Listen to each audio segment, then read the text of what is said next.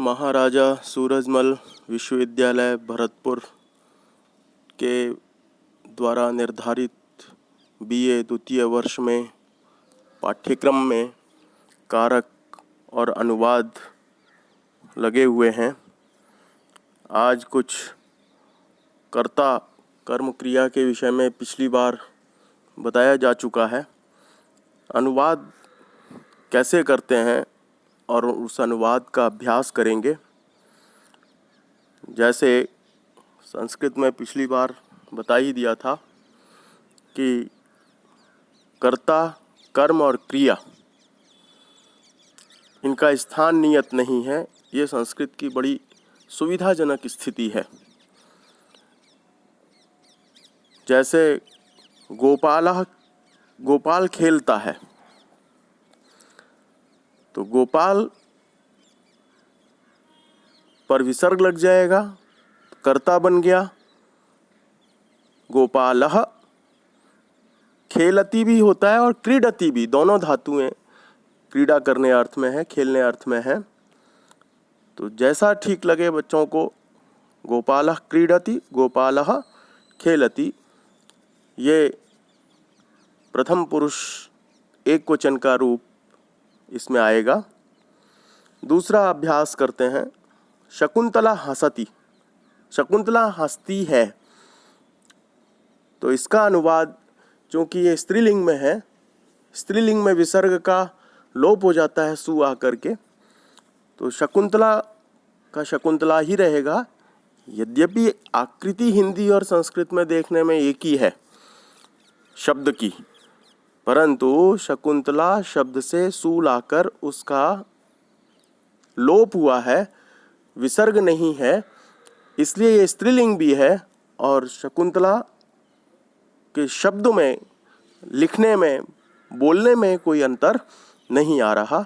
लेकिन सुप्तिंगंतम पदम संस्कृत में बड़ा प्रसिद्ध है, और प्रसिद्ध भी के अतिरिक्त यदि इसके बिना हम कोई वाक्य का प्रयोग करते हैं, शब्द का प्रयोग करते हैं वाक्य में, तो वह अशुद्ध माना जाता है। सुबंत होना चाहिए, सुप, और या तिङंत होना चाहिए, वही पद है। शब्द को पद बनाया जाता है। हिंदी का कोई भी शब्द है, जैसे शकुंतला ही है, तो इसको सुबंत बनाएंगे। सुप अंत में आएगा। सु औ जस अम औट सस टा भ्याम भिस ङे भ्याम भ्यस ञस ङस ओस आम ङी भ्याम भ्यस ङस ओस आम ङी ओ सुप।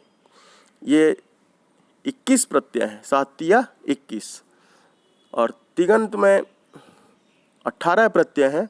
तिप तस झी सिप तस थ मिप बस मस त आताम झ था स थाम ध्वमिट वही महिं, ये 18 प्रत्यय हैं। इनका अंत में होना बहुत जरूरी है। जैसे आपने पिछले अनुवाद करते हुए गोपाल शब्द में देखा था, गोपाल शब्द हिंदी में है, लेकिन संस्कृत में उसमें विसर्ग लग गया। पुल्लिंग में विसर्ग आता ही है, और शकुंतला यहाँ स्त्रीलिंग है, इसलिए इसमें विसर्ग का लोप हो गया है। तो इसका अनुवाद होगा शकुंतला हंसती है का अनुवाद होता है, वर्तमान काल में है, और प्रथम पुरुष का एक वचन इसमें भी प्रयोग होगा, तो हस धातु का हसती रूप बनता है। तो शकुंतला हंसती, यह इसका अनुवाद साधारण और सीधा अनुवाद है, सपाट अनुवाद है। इसको हंसती शकुंतला भी बोल सकते हैं। पिछले में भी क्रीडति गोपाल, यह भी बोल सकते हैं, खेलती गोपाल भी बोल सकते हैं। अगला अनुवाद का अभ्यास करेंगे। केशव धीरे धीरे लिखता है। अब केशव यहाँ करता है, और इसमें विसर्ग आएगा कर्ता में, सु आकर के, वही पद्धति केशवः। धीरे धीरे की मंदम मंदम भी कर सकते हैं, शनई शनई भी कर सकते हैं, मंथर गत्या भी कर सकते हैं। तो शनई शनई यहाँ पर प्रयोग करते हैं। यह शनई शनई में किसी भी प्रकार का परिवर्तन नहीं होता, अव्यय है। तो शनई शनई, और लिखता है का अनुवाद होगा लिखति, लिख धातु और प्रथम पुरुष एक वचन। तो केशवः शनैः शनैः लिखति, केशवः मंदम मंदम लिखति, ये संस्कृत अनुवाद होगा। चौथा अनुवाद का अभ्यास करेंगे। बंदर दौड़ते हैं। बंदर बहुवचन में हो गया, क्योंकि क्रिया बहुवचन में है तो कर्ता भी बहुत सारे हो गए। एक तो हो नहीं सकता, क्रिया बहुत सारी क्रियाएं करने वाला है, एक कर्ता नहीं है। अभी बहुत सारे बंदर हैं एक साथ। तो बंदर की संस्कृत है वानराह अथवा मरकटाह, शाखा मृगाह, शाखा मृग भी बोलते हैं बंदर को, मरकट भी बोलते हैं। और वानराह बड़ा स्पष्ट है। तो वानराह दौड़ते हैं। धाव धातु, धाव गति शुद्धयो धातु है, इसका प्रथमा विभक्ति प्रथम पुरुष और बहुवचन में रूप बनेगा धावंती, धावती, धावतः, धावंती। तो वानराह धावंती, मरकटाह धावंती, इस प्रकार से इसका अनुवाद होगा। पांचवा अनुवाद है हाथी यहाँ आते हैं।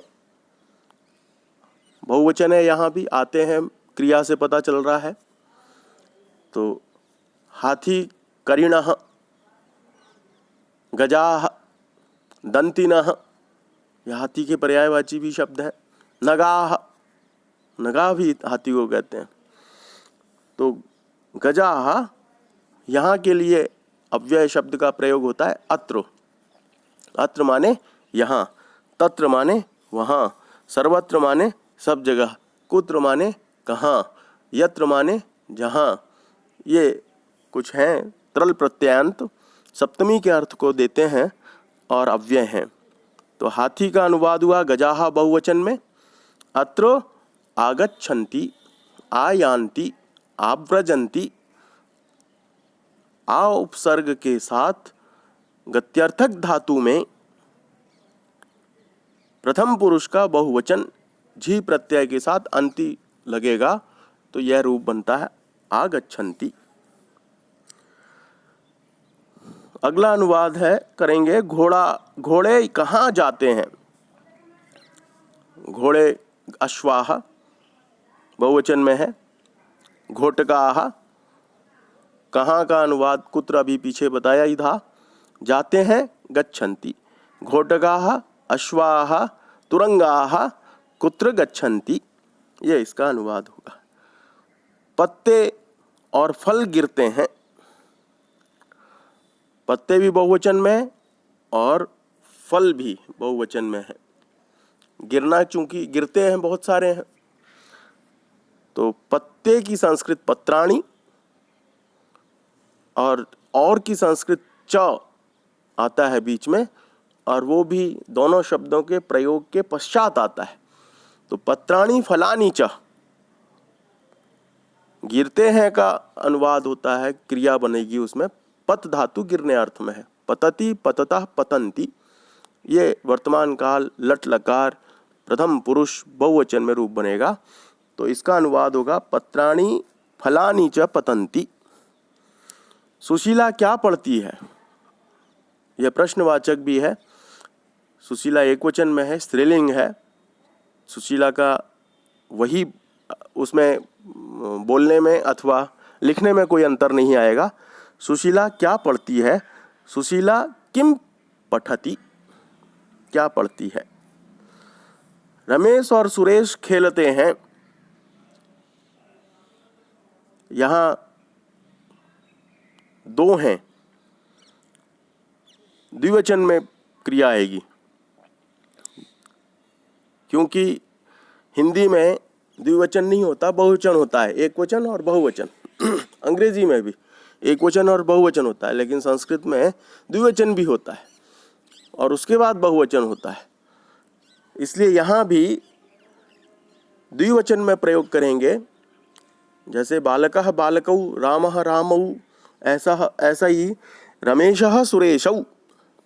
तो रमेश सुरेशौ, रमेश सुरेशौ खेलते हैं, खेलतः अथवा क्रीडन्ति।